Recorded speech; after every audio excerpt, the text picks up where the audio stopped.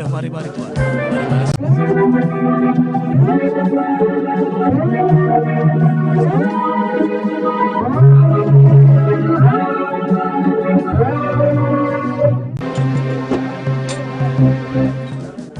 Wahai Abu Sufyan, Ya, ada apa? kami telah menjual seluruh barang dagangan yang kami bawa dari Mekah. Lalu apa yang kau tunggu? Cepat kau beli seluruh barang-barang yang ada di sini untuk kita jual kembali ke Mekah. Agar keuntungan kita bertambah. Benar.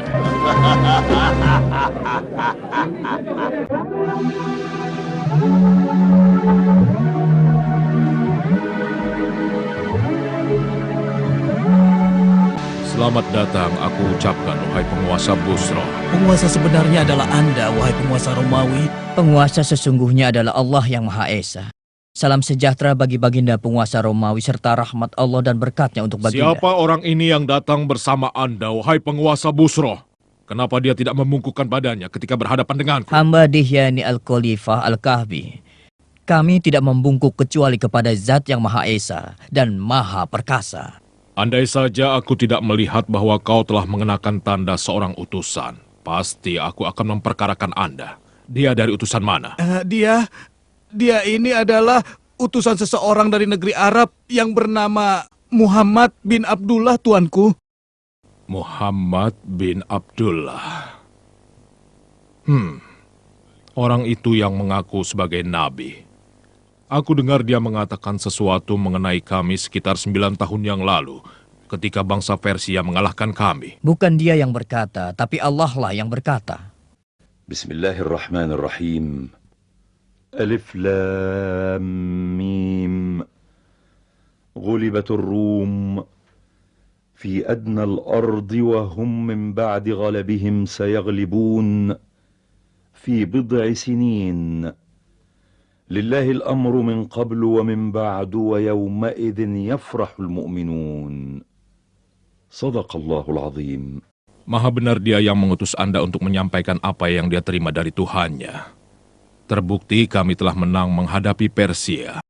Dan diriku telah berkaul bila menang menghadapi Persia, aku akan berjalan kaki dari Hom menuju Baitul Maqdis. Dan aku telah melaksanakan kaulku. Benarkah kalian bergembira atas kemenangan kami? Benar sekali. Karena kalian pemeluk agama Nasrani yang menyembah Allah. Sedang bangsa Persia adalah penyembah api, air, dan berhala. Oh, begitu. Baiklah, bawa kemari suratnya.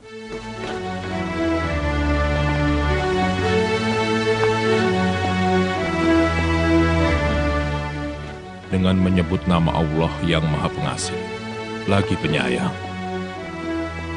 Dari Muhammad hamba Allah dan utusannya, ditujukan kepada Heraklius, penguasa Romawi, keselamatan bagi yang mengikuti petunjuk.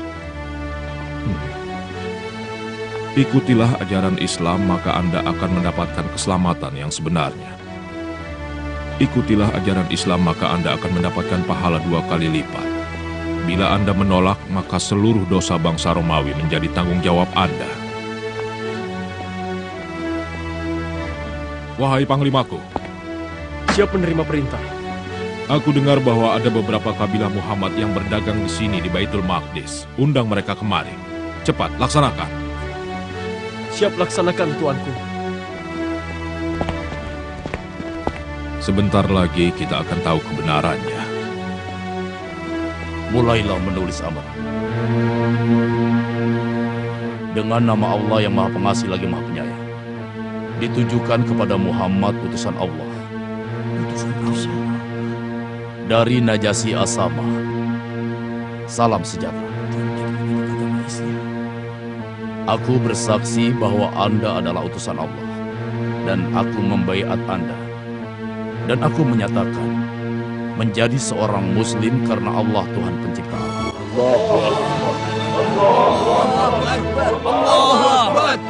Kami sudah siapkan bahtera buat Anda dan saudara-saudara Anda yang hijrah ke sini untuk kembali bersama-sama ke Madinah.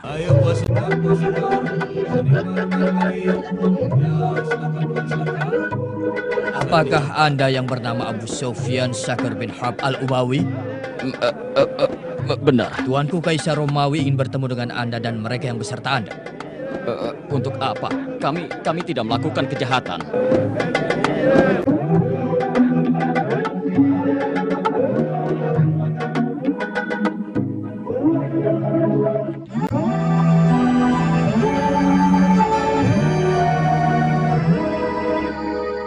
Aku telah mempelajari tentang orang yang disebut sebagai nabi.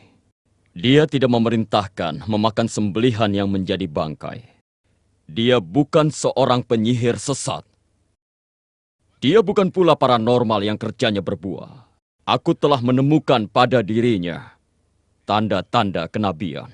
Dan itu tidak bisa dipungkiri. Lalu bagaimana Anda membalas suratnya?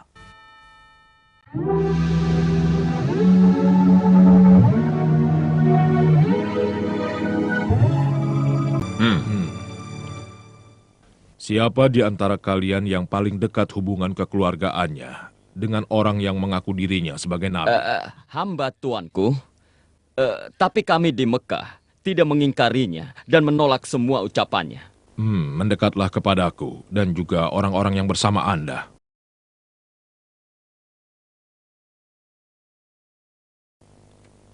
Wahai Abu Sufyan, aku akan bertanya padamu tentang Muhammad dan kuperingatkan agar kau tidak berdusta. Dan untuk yang lain, kalau dia berdusta, tolong beritahu padaku. Mengerti? Kami mengerti baginda penguasa Romawi. Kami mengerti. Ceritakanlah tentang silsilah keluarga Muhammad. Dia keturunan dari keluarga yang agung dan mulia. Adakah di kalangan kalian yang mengaku sebagai nabi sebelumnya? Tidak ada baginda. Adakah kakek dan kakek moyangnya yang menjadi raja atau penguasa? Tidak ada. Apakah pengikutnya dari golongan kelas atas atau golongan kelas bawah? Pengikutnya dari golongan kelas bawah. Apakah pengikutnya semakin berkurang? Bahkan bertambah terus. Apakah kalian pernah menemukannya berdusta sebelum dirinya mengaku sebagai nabi? Ayo jawab. Kami memberinya gelar orang yang jujur dan terpercaya, tuanku. Pernahkah dia berkhianat? Kalau bukan kalian ada di sini, dan kekhawatiranku kalian membongkar kedokku di masyarakat Quraisy, aku pasti berbohong. Dan akan kukatakan sesukaku tentang Muhammad. Aku menunggu jawaban dari Anda. Belum pernah. Belum. Tapi saat ini kami sedang mengadakan gencatan senjata selama 10 tahun. Dan kami tidak tahu apakah dia akan berkhianat atau tidak. Apakah kalian memeranginya? Bentrokan di antara kami sering terjadi. Satu masa mereka menang dan satu masa kami yang menang. Lalu apa yang dia serukan? Dia sering berkata, "Sembahlah Allah yang Esa, dan janganlah kalian menyekutukannya dengan sesuatu." Dia juga melarang kami menyembah berhala yang telah disembah oleh nenek moyang kami. Dia memerintahkan kami sholat dan berlaku jujur, menjaga kehormatan, bersilaturahmi, menepati janji, dan juga menjaga amanah. Kalian dengar? Dia bukan seorang keturunan raja. Jadi dia mengaku sebagai nabi bukan karena menginginkan tahta nenek moyangnya. Pengikutnya dari golongan kelas bawah seperti pengikut Isa Al-Masih.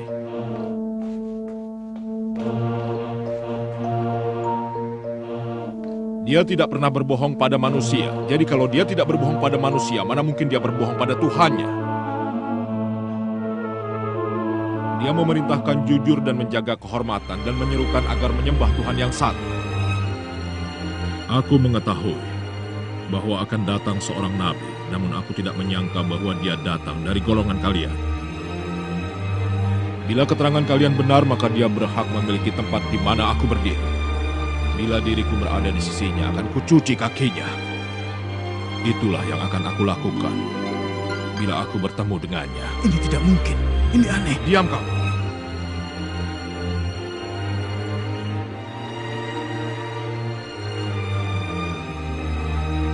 Wahai Abu Sufyan, pergilah Anda dan juga orang-orang yang bersama Anda.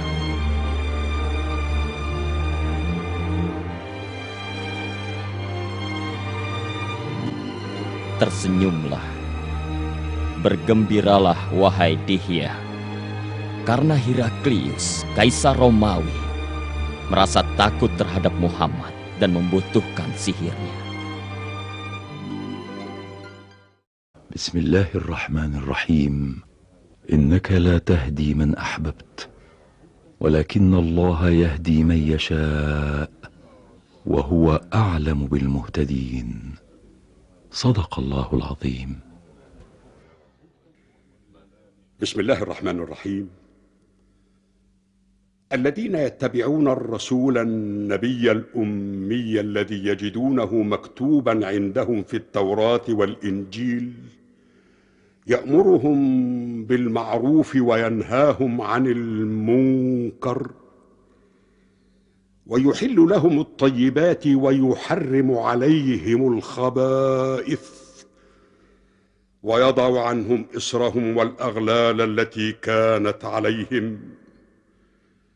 فالذين آمنوا به وعزروه ونصروه واتبعوا النور الذي أنزل معه أولئك هم المفلحون. صدق الله العظيم.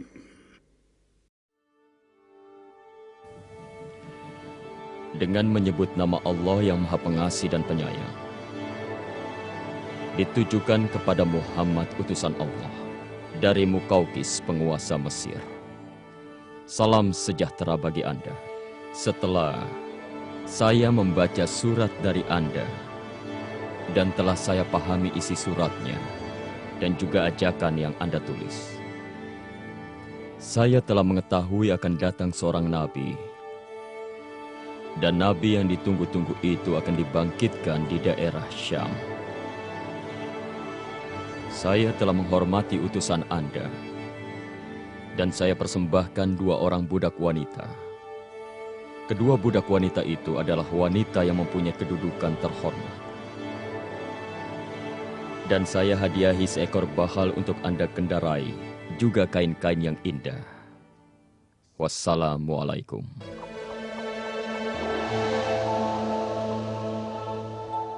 Demikianlah kisah pertemuanku dengan Heraklius, penguasa Romawi, ya Rasulullah. Beliau menyertakan kepulanganku dengan berbagai macam hadiah, harta, dan kain-kain yang indah. Demikian pula halnya dengan Mukaukis, penguasa Mesir. Beliau menyambutku dengan penghormatan yang luar biasa dan juga memberikan hadiah bermacam-macam untuk Anda, Rasulullah. Beliau mempersembahkan buat Anda 2 orang budak wanita yang di Mesir mempunyai kedudukan terhormat. Mereka adalah Maria dan Sirin. Dan mengenai Kisra penguasa Persia, dia telah merobek-robek surat Anda, ya Rasulullah. Saat itu juga Rasulullah berdoa kepada Allah, memohon agar kerajaan Kisra dirobek-robek. Hei Muhammad, Yahin Shah, sang raja di Raja Kisra, memerintahkan Raja Bazan untuk menangkap Anda. Ayo bangunlah, bangunlah. Ikutlah bersama kami untuk menghadap Kisra. Bila Anda menolak ikut kami, maka bala tentara kami akan merubah dataran ini menjadi neraka. Meskipun dalam keadaan terancam, Rasulullah Shallallahu Alaihi Wasallam meminta kedua prajurit itu kembali menemui beliau keesokan harinya. Kenapa?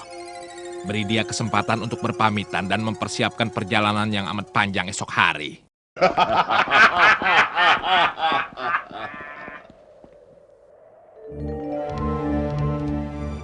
Malam harinya, yaitu malam Selasa, tanggal 10 Jumadil Ula di tahun ke-7 Hijriah, Rasulullah Shallallahu Alaihi Wasallam diberitahukan bahwa si Rohab putra Kisra telah melakukan perebutan kekuasaan.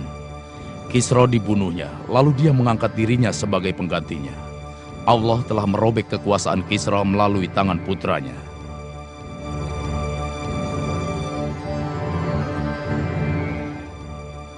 Keesokan harinya, Rasulullah memberitahukan mereka apa yang sudah terjadi.